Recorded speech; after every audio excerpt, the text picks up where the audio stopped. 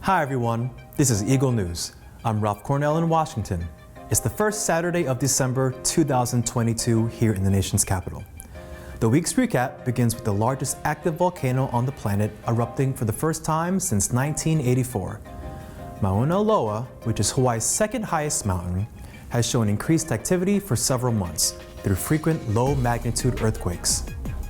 This has culminated in an eruption early this week. Alfred Acenas of our Hawaii Pacific team tells us more. For the first time in more than 3 decades, Mauna Loa, located on Hawaii's Big Island and the world's largest active volcano, began erupting at approximately 11:30 p.m. on Sunday, November 27.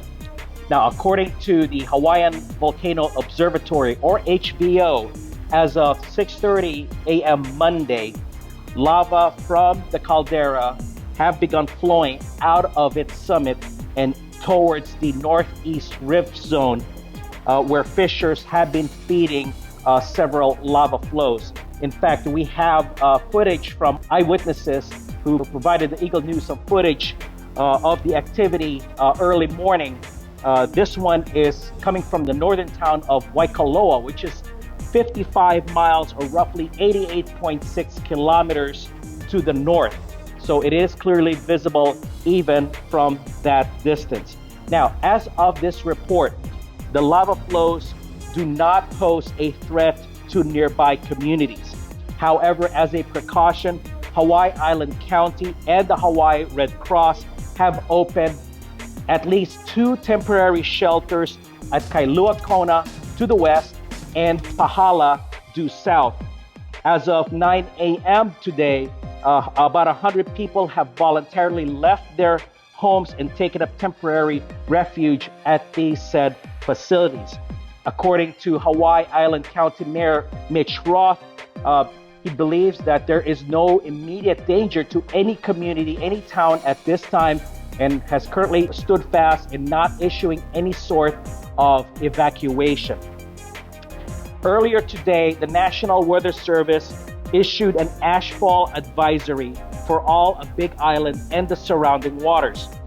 Even though the advisory itself has since been rescinded, authorities continue to remind everyone to be mindful of the potential for low-quality air due to fog. Now, fog is actually a mixture of volcanic ash and fog. Those with respiratory illness and sensitivities should take additional self-care and seek medical help as needed. Mauna Loa began showing signs of heightened unrest as early as September, where scientists have detected small magnitude earthquakes of about 3.0 or lower, ranging between 10 and 50 tremors per day. Scientists have been able to maintain records of volcanic activity as far back as 1843, where since then the volcano has erupted 33 times with intervals of eruptions ranging between months to decades, such as the case with the last eruption back in 1984 and the one that's going on as we speak. Located roughly 20 miles or 32 kilometers due southeast of the caldera at Mauna Loa is Kilauea, which had a significant eruption back in May of 2018, which prompted the evacuation of hundreds of residents. So we continue to monitor the situation in Kilauea and now with Mauna Loa, and Eagle News will continue to provide updates as they become available. Reporting from Honolulu, Hawaii, I'm Alfred Acenas, Eagle News. We live in extraordinary times. 3 out of the top 5 reasons of death among people 5 to 29 are injury-related, from traffic accidents to homicide to suicide. What is the world's top health agency asking leaders and communities to do about it? Michelle Feria reports. Did you know that some 12,000 people around the world die of injuries and violence each day? According to the World Health Organization, 3 of the top 5 causes of death among people aged 5 to 29 years are injury-related. These include traffic injuries, homicide, and suicide. Other injury-related killers include drowning, falls, burns, and poisoning. WHO says of the 4.4 million annual injury-related deaths, roughly 1 in 3 results from road traffic crashes, 1 in 6 from suicide, 1 in 9 from homicide, and 1 in 61 from war and conflict. WHO Director General Dr. Tedros Adhanom Ghebreyesus mentions that people living in poverty are significantly more likely to suffer injury than the wealthy. He underscores the health sector's major role in addressing these health inequities and in preventing injuries and violence. WHO says effective and low-cost interventions are available. For example, Spain has set the default speed limit for cities at 30 kilometers per hour and is improving road safety. Vietnam provides swimming training to prevent drowning. The WHO report, Preventing Injuries and Violence, an overview, is being released during the 14th World Conference on Injury Prevention and Safety Promotion in Adelaide, Australia. The conference provides an opportunity for the world's leading injury and violence prevention researchers and practitioners to continue to advocate for evidence-based measures to prevent injuries and violence. Roselle Feria, Washington, D.C., Eagle News. We live in extraordinary times. In related news, the rise in school violence in the Canadian city of Toronto concerns city leaders and educators. How are they addressing the situation? Yolanda Espiras has the details. In the last 2 months, reports concerning fights and crime in Toronto schools have been on the rise, causing great concern for students, parents, and staff. Toronto Mayor John Tory and the Toronto District School Board, or TDSB, discussed how to combat the ongoing violence issues and plans for safety improvement. Last month, a shooting at Woburn Collegiate Institute resulted in a student dead and another injured. This month, a stabbing incident at Birchmont Park Collegiate resulted in a student with life-threatening injuries. At York Memorial Collegiate Institute, staff has been concerned about the ongoing danger in the school with the rise of fight clubs. Mayor John Tory says that the city will work with the school board by enhancing youth programming, adding mental health support, food security initiatives at school, and more students' summer jobs, in the hopes that effort will keep students busy, secured, and supported. Yolanda Espiras, Toronto, Ontario, Eagle News. We live in extraordinary times. Back here in the U.S., British royals Prince William and Princess Kate of Wales are on a 3-day royal visit to announce, among other things, this year's Earthshot Prize winners. Mauna Simbulan tells us more. The rain did not stop royal enthusiasts waiting for the arrival of Prince and Princess of Wales, William and Kate, in their 3-day royal visit in and around the Massachusetts capital that culminates in the 2022 Earthshot Prize Awards ceremony. The Prince and Princess of Wales landed at a dreary and rainy Boston's Logan International Airport and were greeted off the plane in the northeastern U.S. city by Massachusetts Governor Charlie Baker. William and Kate are making the trip to announce the winners of the Earthshot Prize at the ceremony at MGM Music Hall in Fenway on Friday. To celebrate this week's climate focus, several city buildings, including the Government Center T Station, were lit green ahead of the royal visit. It is Prince William and wife Kate's first visit to America in 8 years. They last visited the United States in 2014 when they went to New York and Washington. President Joe Biden will be in Boston to attend a reception for the Democratic Senatorial Campaign Committee, and White House confirmed that the president will meet with the royal couple while he is in the city. Mauna Simbulan, Swarthmore, Pennsylvania, Eagle News. We live in extraordinary times. Several stories today from Thomas I. Likeness. From democracies fading away in some places to the comeback of COVID misinformation on Twitter, to climate change threatening the sound of music. Here's Correspondent at Large.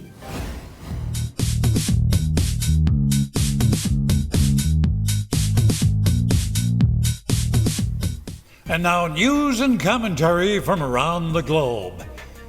As a journalist who began in this business nearly half a century ago, one of the things I hold dear is democracy. I fear, though, sometimes many of us in the Western world take it for granted. And I'm not the only one. The International Institute for Democracy and Electoral Assistance, in its latest report, says that's right, half of all existing democracies are experiencing erosion. Kevin Casas-Zamora is the head of the Institute, and he doesn't like what he sees. It might be that the credibility of elections is challenged. It might be that the rule of law is under assault. It might be that civic space is being constrained. It might be, different things. And Casas-Zamora says he's concerned about what's been happening in the United States.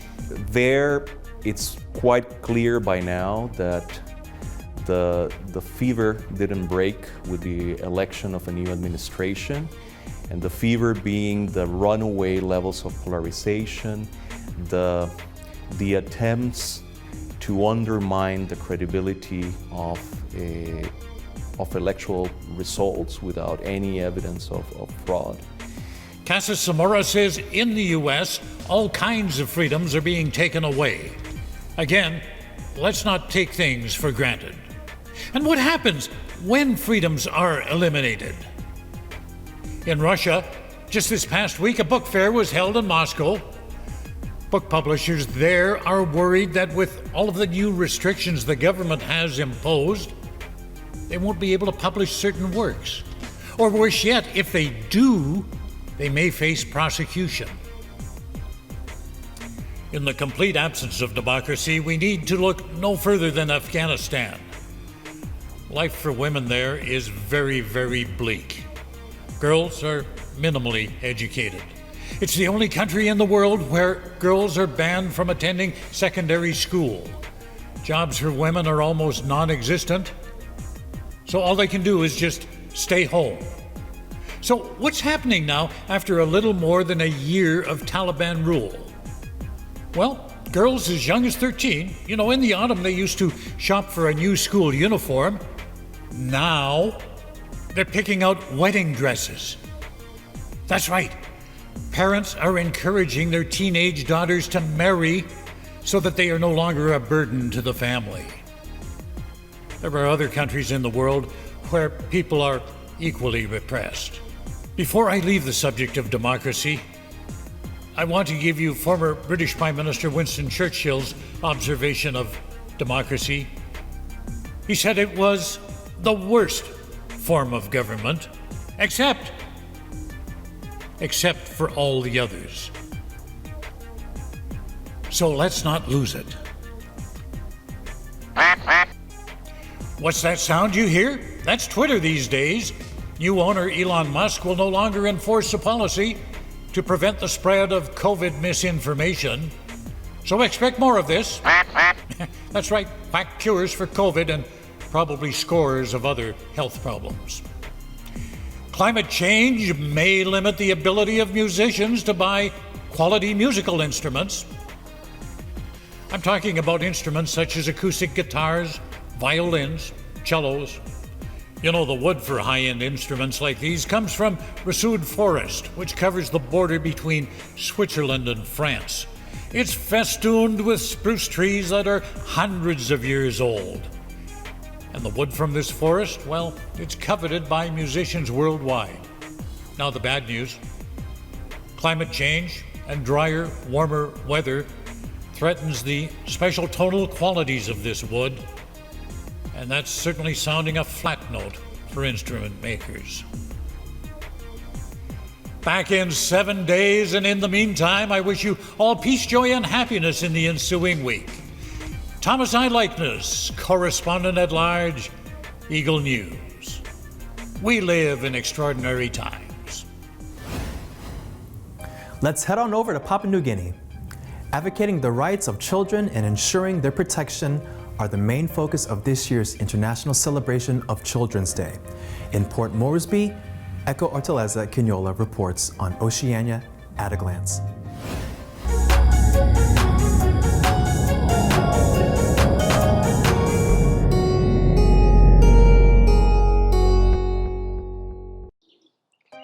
National Capital District Commission's Active City Development Program, or NCDC's ACDP, collaborates with other Papua New Guinea committees in hosting World Children's Day. This year's theme, Leave No Child Behind, Walk for Child's Rights. Active City Development Program Director Fazila Bazari organizes various booth and physical activities and entertainment for the kids.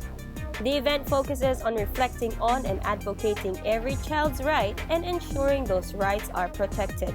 National Capital District Commission Honorable Governor Poes Sparkok reiterates that children are the most important investment of a country. Think about this responsibility that you have to yourself and to the children that you might bring into life on earth.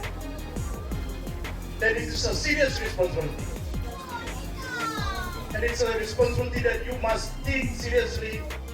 So this is a collective responsibility for all of us. It's not a United Nations responsibility only. It's not a responsibility of child welfare. Parents, get it right. Government, we need to get it right. Government, we need to honor our commitment. On the part of NCDC, I hope soon we will take over Office of Child Welfare. We have a plan to start investing more in early childhood, and I want to see this happening now rather than later.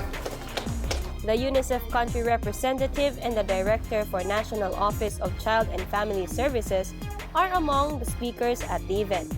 Eko Hortaleza Quinola, Port Moresby, Papua New Guinea, Eagle News, we live in extraordinary times. In Australia, works of artist Cutler Footway in his last 20 years of practice were on display at Townsville Perc Tucker Gallery. Morgan Goodfellow reports. Home to many well-renowned artists, the Perc Tucker Regional Gallery here in Townsville presents Cutler Footway's Facing North exhibition this season. Cutler Footway's Facing North comprises of 3 bodies of work, reframing the artist's last 2 decades of practice into a compelling and cohesive whole. These series include images recording the painter's attempt to resume the natural and psychological environs of his birthplace after an absence of many decades. The second section of the show explores the gradual maturing of Footway's picture making. The concluding section of the exhibition introduces life drawings using oil crayon on paper. Enlisting sitters from his family and friends and from Ayer's backpacking community, his viewpoint is close up and therefore fragmentary.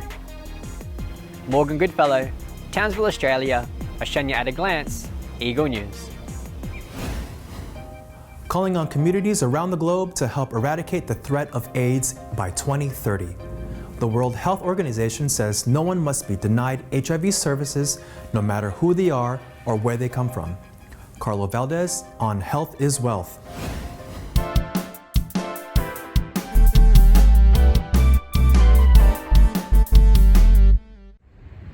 December 1st is World AIDS Day. On this day, the World Health Organization joins partners and communities in sending out a message, ensuring that essential HIV services reach those who are most at risk and in need. People most at risk and in need are children living with HIV and key populations to HIV. WHO Director General Dr. Tedros Adhanom Ghebreyesus says World AIDS Day is an opportunity to reaffirm and refocus on a shared commitment to end AIDS as a public health threat by 2030. WHO says of the 38 million people living with HIV, 5.9 million who know they have HIV are not receiving treatment. About 4 million people more living with HIV have not yet been diagnosed.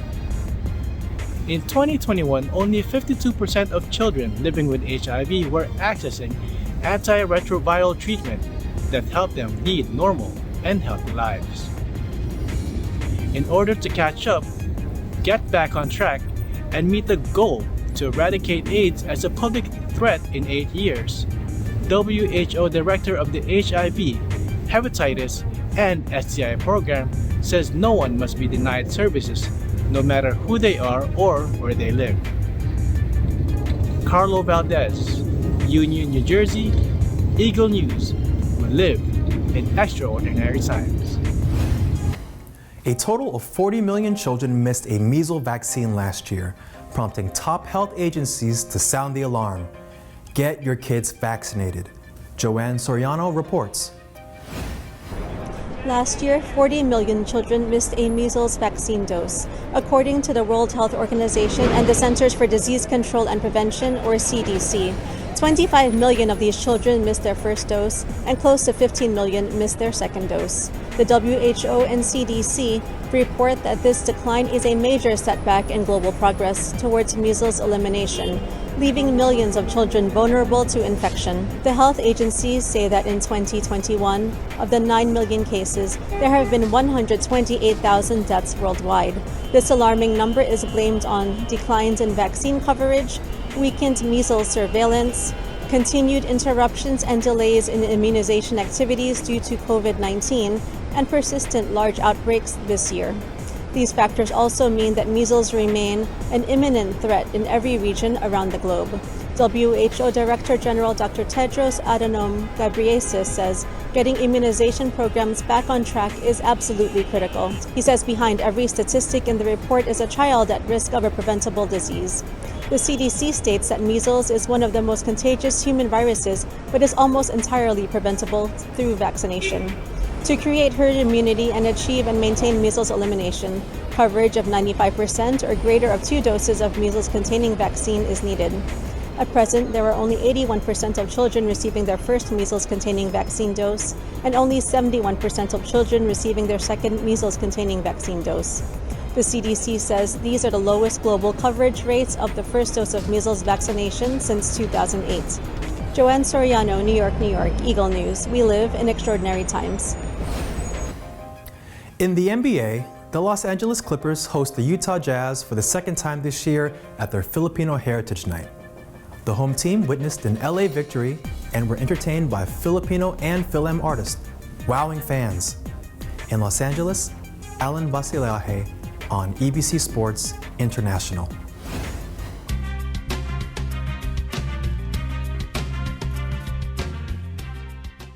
The buzz that is Filipino Heritage Night returns to Crypto.com Arena as the Los Angeles Clippers face off against the Utah Jazz. LA and Utah weren't the only teams with starting lineups. Filipino Heritage Night also had its own squad of entertainers and emerging talent. I've never performed in a place like this before, yet I was somehow a little bit nervous because I didn't know how it went. I hope we actually get a billboard one day. And I hope that one day we might get picked up by Warner Brothers or some other big company. So all you gotta do is just follow your dream. My motto is always keep singing, keep dreaming, keep seeing, and keep living the dream. I play basketball and I also do pageants and I sing. So I was able to compete for the Gilas Filipinas national team for 16U this summer, and I was also able to compete in the Miss Filipina Teen International pageants. Here in Los Angeles, just like seeing other Fil-Ams, my family, we always try to connect with them because it's still just like a whole family. Like being a part of the Filipino culture is just being a part of a family. Easy, we know you don't only rap, but tonight you really showcase rapping. The Filipino rap community is always something to look after because the battle rap will never die. It has something that is nakatatak sa mga puso't isipan natin araw-araw. Sorry, I ran out. But basically, just tune in, Filipino rap, we got everything. Performing your songs for the NBA? Are you kidding me? Like Filipinos just watch that in the Philippines, you know? So for me, like just being able to go onto the court and do my thing, it's a blessing. It was a hard-fought win for Clipper Nation, but the home team toughs it out, beating Utah 121-114. And as for Filipino Heritage Night, well, the outcome for that is always more predictable. Bottom line, the fans loved it. Alan Basilaje, Los Angeles, California, Eagle News, we live in extraordinary times. As always, before we let you go, here's our photo of the week. This is November's last sunset for the passing year. Look at that beautiful orange sky painted over College Park in Maryland. Thank you, Elise Danielle, for that wonderful photo. Thank you all for joining us again. If there are any topics or stories you want us to share with you, just comment below. View, like, share our other shows. City Limits with Alan Basilaje. Connected with Dr. David. Take a seat and join us with Anna Kui. Plate Date with Mike Hudson and Friends. Plus, Journey, Stories of Filipinos in Canada with Kathleen Cruz. Follow us on YouTube, Facebook, and Twitter at Eagle News Live. I'm Ralph Cornell. We live in extraordinary times. Happy weekend, everyone.